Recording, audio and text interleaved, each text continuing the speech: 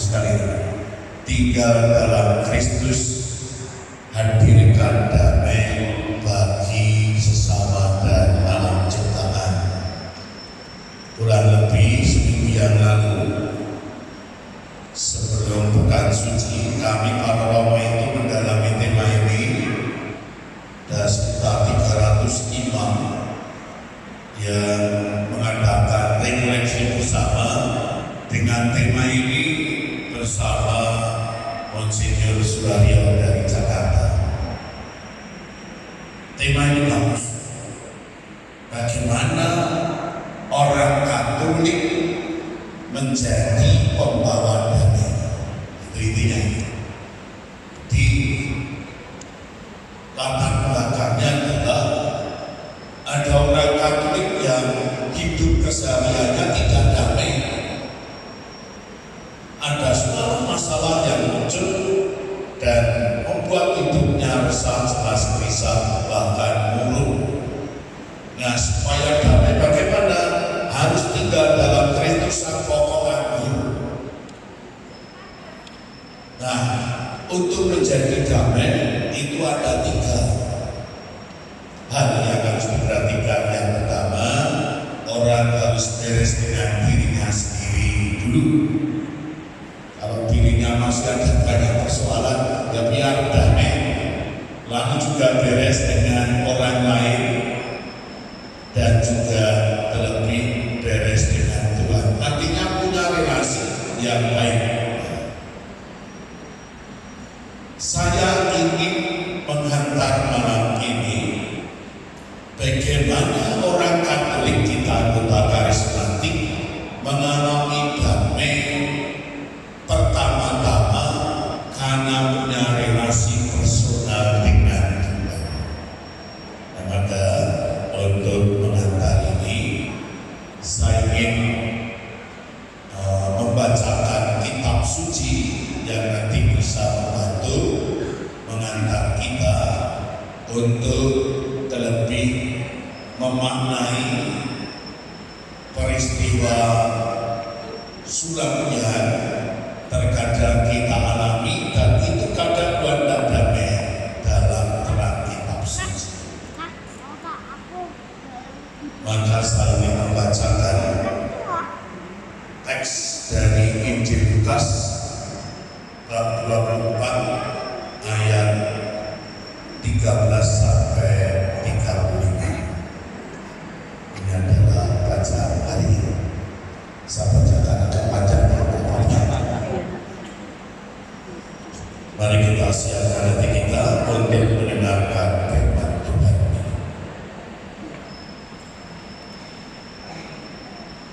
Mereka mengenal Yesus pada saat Ia memecah-mecahkan roti.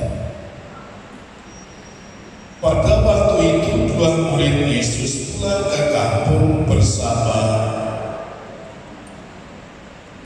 pulang ke kampung bernama Emmaus yang terletak sekitar 2 jam perjalanan dari Yerusalem. Mereka bercakap-cakap tentang segala sesuatu yang telah terjadi.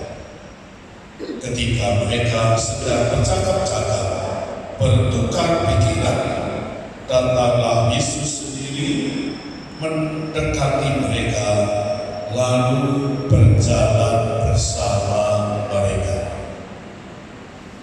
Tetapi sesuatu mengalami mata mereka, sehingga mereka tidak mengenali Yesus.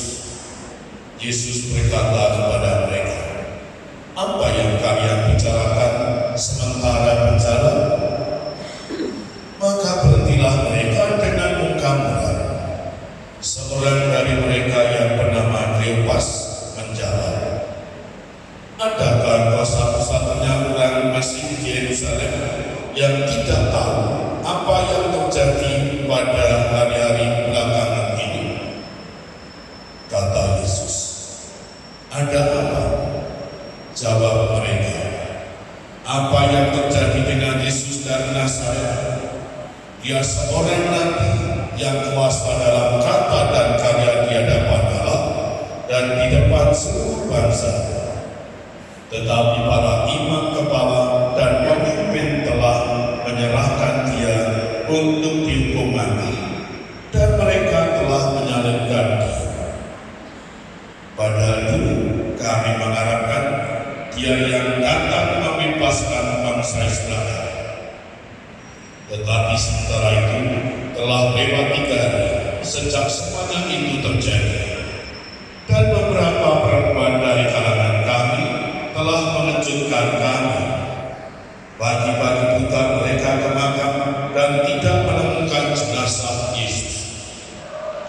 Lalu mereka datang membawa berita bahwa mereka telah melihat malaikat-malaikat yang mengatakan Yesus hidup. Beberapa teman kami juga lalu pergi ke makam dan mendapati memang benar yang dikatakan perempuan-perempuan itu, tetapi Yesus sendiri tidak mereka lihat. Maka Yesus berkata kepada mereka, "Hei kalian orang bodoh, betapa lambatnya hati sehingga tidak percaya akan segala sesuatu yang telah dikatakan para nabi. Bukankah Mesias harus menderita semuanya itu untuk masuk ke dalam kemuliaan-Nya?"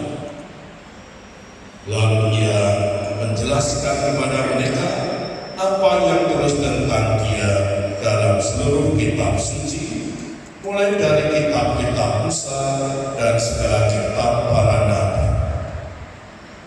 Sementara itu mereka mendekati kampung yang dituju. Ia berbuat seolah-olah mau meneruskan perjalanan, tetapi mereka dengan sangat mendesak, "Tinggallah bersama kami, hari sudah menjelang malam dan matahari sudah hampir terbenam." Maka maksudlah dia tinggal bersama mereka.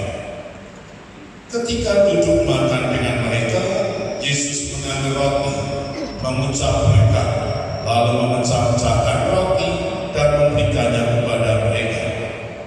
Saat itu terbukalah mata mereka dan mereka pun mengenali dia, tetapi Yesus lenyap dari tengah-tengah mereka. Kata mereka satu sama lain, "Bukankah hati kita berkobar-kobar ketika ia berbicara dengan kita di tengah jalan dan ketika ia merangkap kitab suci kepada kita?"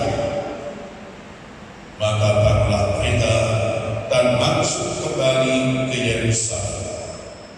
Di situ mereka mendapati ke-11 murid. Mereka sedang berkumpul bersama teman-teman. Kata mereka kepada kedua murid itu, "Sungguh Tuhan telah bangkit dan telah menampakkan diri kepada Simon." Lalu kedua murid itu pun menceritakan apa yang telah terjadi di tengah jalan dan bagaimana mereka mengenal Yesus saat dia memecah-mecahkan roti. Demikianlah sabda Tuhan. Terpujilah Yesus. Dan Bapak Ibu saudara terkasih, malam ini kita berkumpul dalam rangka Paskah bersama kelompok persekutuan dua karismatik. Dan kita ingin memaknai rangkaian kegiatan kita malam ini dengan dibantu oleh permenuhan dari teks kitab suci tentang pengalaman murid Emmaus yang muram, yang letih, yang lesu karena melihat peristiwa salib Yesus betul-betul mengucapkan dirinya. Dan itu dibiarkan saja. Bapak Ibu saudara terkasih, beberapa waktu yang lalu kita mendengar bahwa FIFA membatalkan rencana pertandingan sepak bola internasional U20 di Indonesia. Apa reaksinya orang Indonesia? Terlebih para pemain, mereka itu langsung sedih. Mereka sudah bulan lama berlatih karena bayangannya besok akan bermain pertandingan internasional ditonton banyak orang. Dan Indonesia sudah menyiapkan tempat yang bagus ini. Tetapi apa yang terjadi? Para pemain ini sedih ketika mendengar bahwa FIFA membatalkan Indonesia untuk tidak jadi tempat bermain ini. Lalu mereka dikumpulkan dan kelihatan sedih, bahkan ada yang nangis, dan lalu Ganjar disalahke, Koster di Bali juga disalahke, lalu banyak orang ikut terpengaruh. Nah, benar-benar itu supaya para pemain ini tidak loyo, maka Pak Jokowi mencoba menghibur mereka. Tidak usah sedih, tidak usah ini menjadi antara kita. Nanti kita masih akan tetap main, dibatalkan ya tidak apa-apa. Nanti kau masih bisa main. Lalu apa yang dibuat Pak Jokowi? Nah, untuk ijonnya Pak Jokowi lalu memberi hadiah kepada mereka. Dan masing-masing dikasih hadiah 250 juta. Senang tuh, tak main dikasih. Pada itu juga disiapkan. Lalu Menpora kasih juga 60 juta. Senang sekali. Dan lalu ditanya nih, kalian butuh apa? Lalu saya pengen jadi pegawai negeri. Oh ya, kamu butuh apa? Saya pengen jadi polisi. Oke. Kamu butuh apa? Saya pengen jadi tentara. Semua ditanggung. Lalu mereka mulai terhibur dan dijelaskan kenapa FIFA membatalkan itu.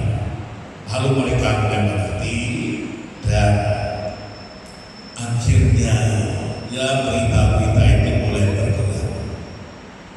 Jadi pengalaman pembatalan FIFA itu memang bisa menimbulkan orang yang sedih, bahkan dan gairah. Pengalaman seperti ini yang juga pernah dialami oleh dua orang murid dari Indonesia. Para murid juga sedih. Sedih kenapa? Karena bayangannya ketika mereka meninggalkan keluarga lalu mengikuti Yesus, itu nanti akan hebat hidupnya, ucap dan mungkin menjadi pejabat atau apa bayangannya. Ternyata Yesus yang diharapkan itu kok ditangkap seseorang, bahkan ditanyanya, bahkan dibunuh. Lalu kan muspro dan mereka larut dalam kesedihan. Mereka terguncang hatinya, imannya terguncang, lalu menjadi loyo dan mereka kecewa serta frustasi. Ini yang sedang dialami oleh para murid ini, dan mereka yang tadinya bisa gembira sukacita kini menjadi sedih. Hatinya tidak tenang, hatinya gelisah, hatinya tidak damai karena masih trauma melihat salib Yesus. Lalu pikirannya sederhana, nah kalau di Yerusalem hanya seperti ini dan ada yang diharapkan, lalu apa? Dan sudah mereka lalu memutuskan pulang ke kampung dengan sambil tetap membicarakan peristiwa salib Yerusalem yang mengerikan ini. Dan mereka berjalan sambil membicarakan apa yang sedang terjadi. Dan mereka mungkin yang dikatakan, kemarin Yesus sudah lari kan? Kalau Yesus lari tak selamat, kok kemarin kita tidak ikut membelanya? Itu yang sementara itu yang dibicarakan, dan sementara mereka sedang berjalan menuju ke kampungnya, Yesus mengikuti dari belakang, dan mereka tidak ngerti bahwa itu Yesus dianggap orang lain, dan lalu Yesus menegurnya. Ada apa? Kalian kalau sejak tadi ketok berbicara serius dan murung, lalu mereka tersinggung gimana? Apakah saudara satu-satunya orang di Yerusalem ini yang tidak tahu peristiwa yang baru saja terjadi? Yang ada peristiwa apa? Padahal yang alami Yesus. Itu Yesus yang Yerusalem. Nah gimana toh? Kami itu punya Yesus dulu saya yang hebat, yang berkarya pelayanan hebat, tetapi akhirnya ditangkap dan dibunuh oleh para tokoh agama. Nah, lalu Yesus justru menegur mereka. Hai kalian orang yang bodoh, bukankah Mesias memang harus menderita untuk menyelamatkan banyak orang? Maka Yesus mulai membuka pikiran mereka dengan menjelaskan dari tentang dirinya melalui kitab suci, melalui kitab para nabi, dan pelan-pelan mereka yang tadinya surut, loyo, dan daerah mulai mengerti, dijelaskan oleh Yesus tentang Mesias, bahwa Mesias itu harus menderita. Lalu mereka berkobar-kobar, mengerti, tetapi belum mengenal bahwa itu adalah Yesus. Akhirnya mereka sudah sampai ke rumahnya, sudah sore, sudah bergelap, dan Yesus itu seakan-akan mau terus, tetapi lalu diambil tidak, ini sudah gelap, kasihan, udah nginap di tempat saya saja. Lalu Yesus mampir di rumah kedua orang murid Emmaus itu dan dijamu makan. Dan ketika mereka dijamu makan, ada sesuatu yang dilakukan oleh Yesus. Yesus lalu mengambil roti yang sudah disajikan mereka, mendoakan roti itu, memecah-mecahkan, lalu memberikannya kepada para murid. Dan saat itu juga para murid ingat, ini Yesus. Tetap Yesus hilang dari pandangan mereka. Nah, lalu mereka berkobar-kobar lagi.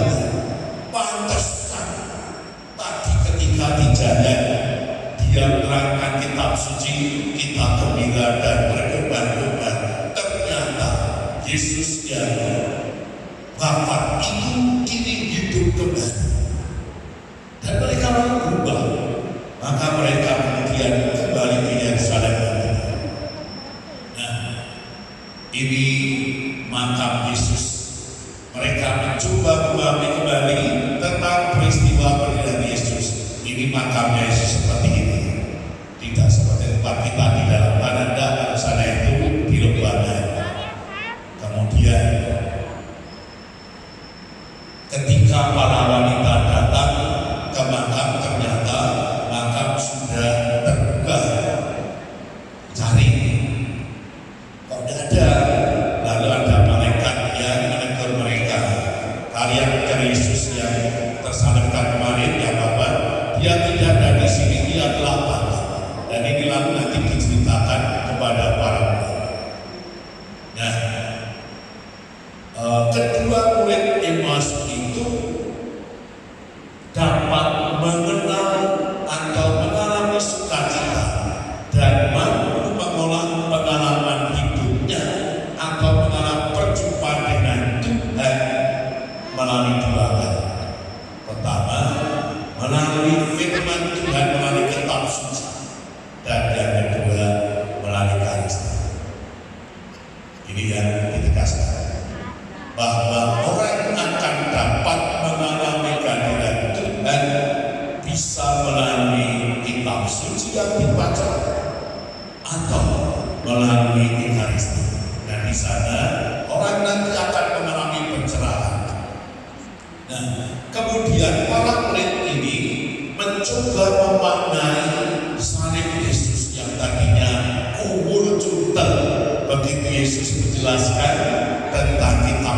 mereka lalu mengerti. Sekurang-kurangnya ada dua hal yang mereka katakan. Yang pertama, secara peristiwa salib secara historis, dan kedua, peristiwa salib secara teologis. Secara historis, salib Yesus adalah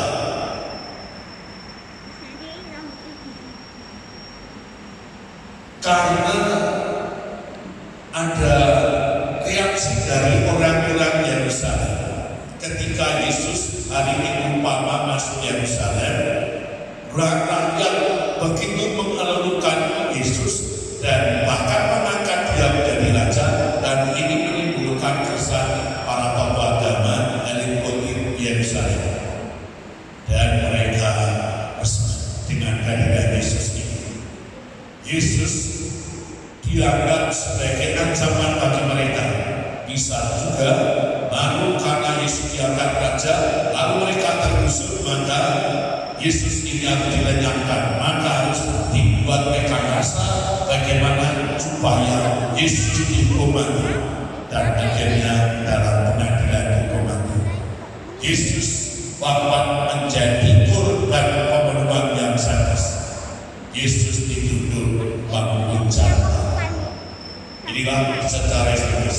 Jadi para murid ini memahami secara historis memang begitu, bahwa Yesus wafat di kayu salib karena ada sekelompok orang yang tidak suka. Lalu Yesus harus dilenyapkan dengan dihukum mati dan tergantung di kayu salib, dan mereka puas. Tetapi secara teologis,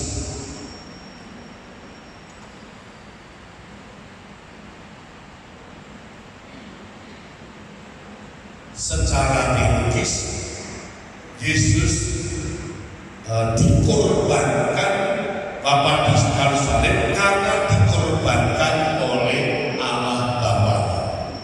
Untuk apa? Karena Allah Bapa sudah lama prihatin manusia hidup dalam situasi dosa. Kalau ini dibiarkan, manusia akan mati dalam dosa, dan mereka tidak mampu menembus hutang dosanya sendiri. Maka Allah akhirnya mengorbankan putra tunggalnya Yesus Kristus menjadi korban anak domba, dan ingin menjadi sendiri untuk menembus dosa manusia. Jadi yang dilakukan supaya apa? Supaya dosa manusia ini yang begitu banyak ini ditebus. Maka peristiwa salib Yesus itu adalah bagian dari rencana karya selamatan Allah yang sedang berlangsung. Untuk apa? Untuk menembus dosa manusia. Jadi bukan karena Yesus itu tidak berdaya atau kalah, tidak, tetapi peristiwa salib Yesus adalah tanda keselamatan Allah, di mana Allah di situ ingin menyelamatkan, menembus dosa manusia yang sedang dalam situasi dosa.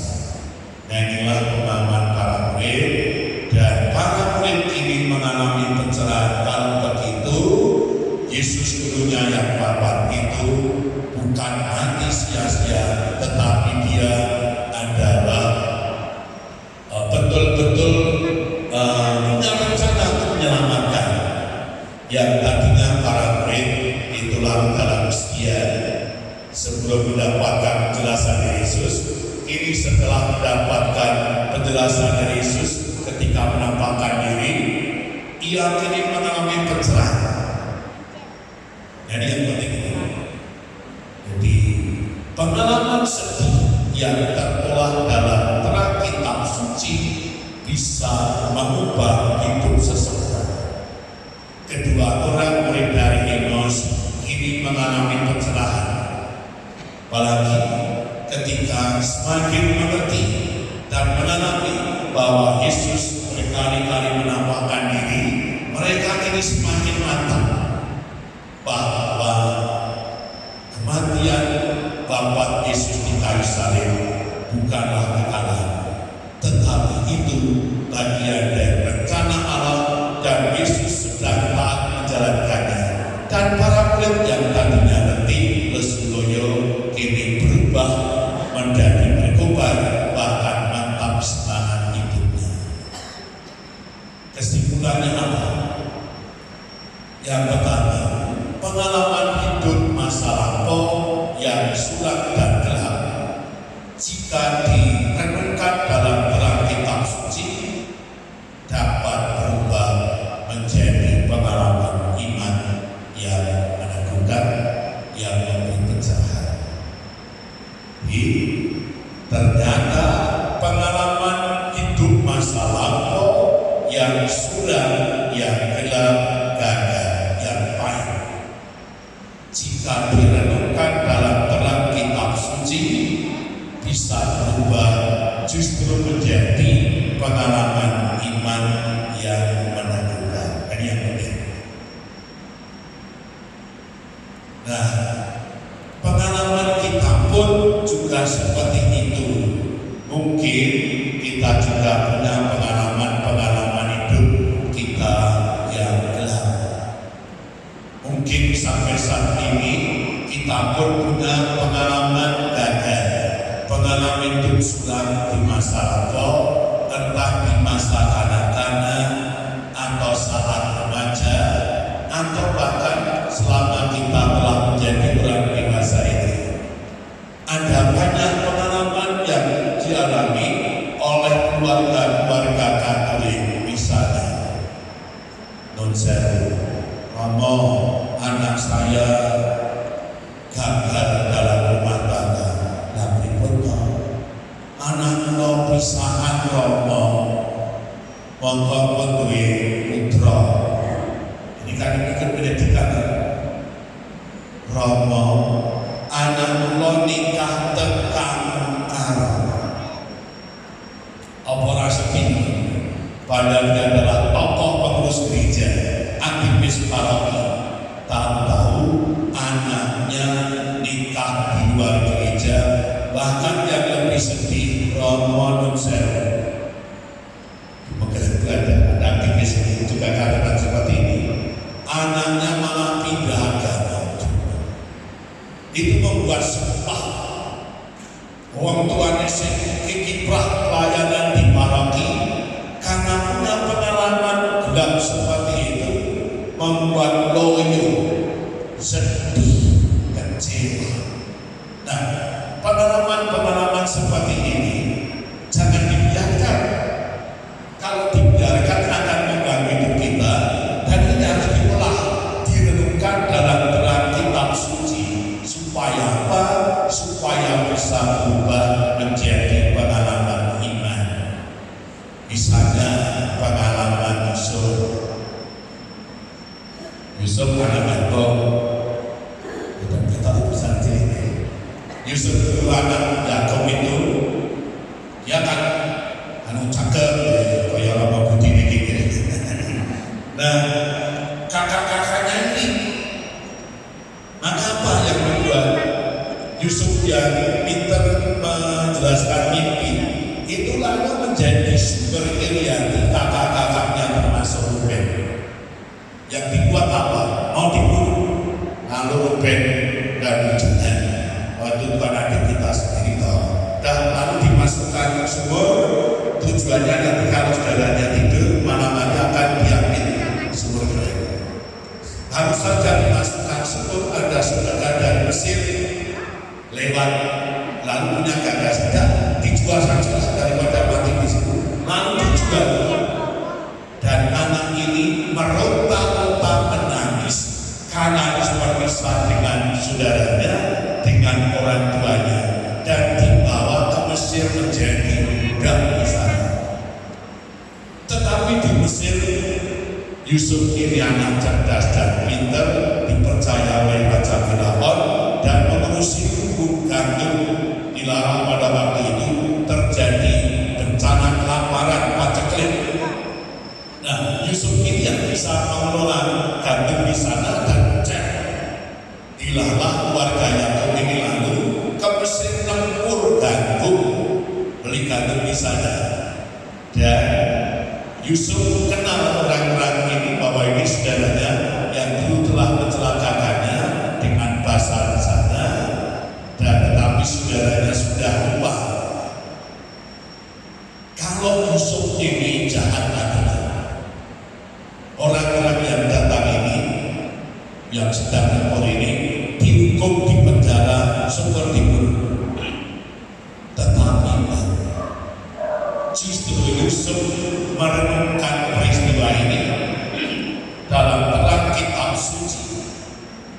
Ternyata seluruh perjalanan hidup Yusuf ini bagian dari rencana karya Allah yang panjang. Ternyata Yusuf akhirnya mensyukuri seandainya dirinya waktu itu tidak dijual ke Mesir, keluarganya pasti mati kelaparan.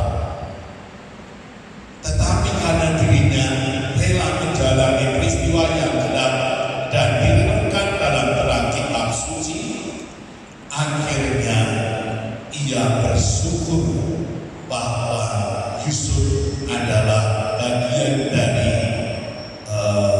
pribadi yang digunakan oleh Allah untuk menyelamatkan keluarganya. Kan bagus sekali. Kalau nggak direnungkan, jemput jengkel, dokter, sengit, musdulur. Tetapi karena direnung dalam terang kitab suci, maka pengalaman pahit itu berubah menjadi pengalaman iman, bahkan pengalaman syukur.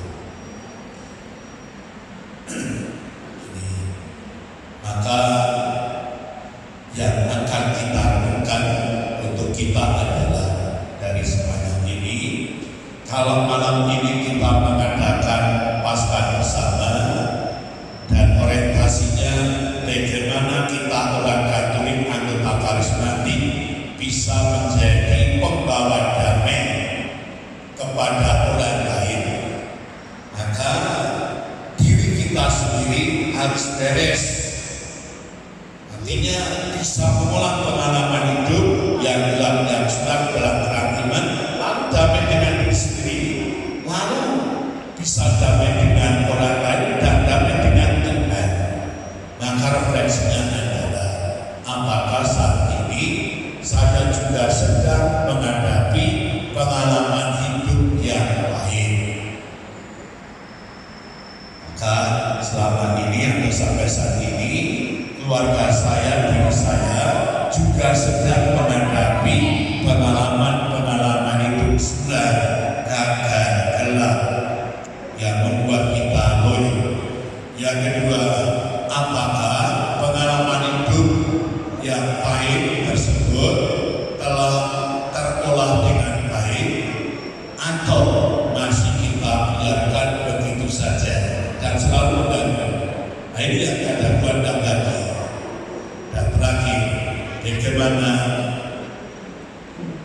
mengolah dan merenungkan pengalaman hidup baik dalam terang kitab suci agar berubah menjadi pengalaman iman yang menakjubkan. Maka oleh saya, anggota karismatik ini, kalau punya pengalaman pernah hidup ya pahit, jangan dibiarkan. Dimarahin ke sekolah lorong, marah ke cepat tua. Dan rajinlah baca kitab suci, atau kalau datanglah ke gereja. Mungkin suatu saat ketika Romo menyampaikan ini terbantu mendapat pencerahan, sehingga hidup ini tidak terbebani hal-hal masalah terus, tetapi bisa mengalami damai baik dengan Tuhan, dengan diri sendiri maupun dengan orang lain. Demikian yang bisa kita lakukan. Maka mari untuk menegakkan permohonan ini kita hadapkan dalam doa. Marilah kita bersatu dalam doa. Allah Bapa yang Maha Baik, kami bersyukur karena pada malam ini kami anggota Persekutuan Dua Karismatik KPKP Surakarta boleh berkumpul bersama untuk mengadakan Paskah bersama. Melalui kegiatan wali ini, kami terbantu untuk mengolah, merenungkan percaya hidup kami, keluarga kami yang kadang juga mengalami pengalaman hidup suram, pengalaman hidup pahit yang gagal dan terpuruk.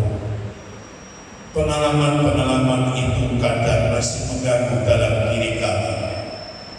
Namun berkat pengalaman kedua orang murid Emmaus yang mencoba merenungkan peristiwa salib dalam Alkitab suci, kini hati mereka berubah mengalami pencerahan, berkobar-kobar dan bersemangat.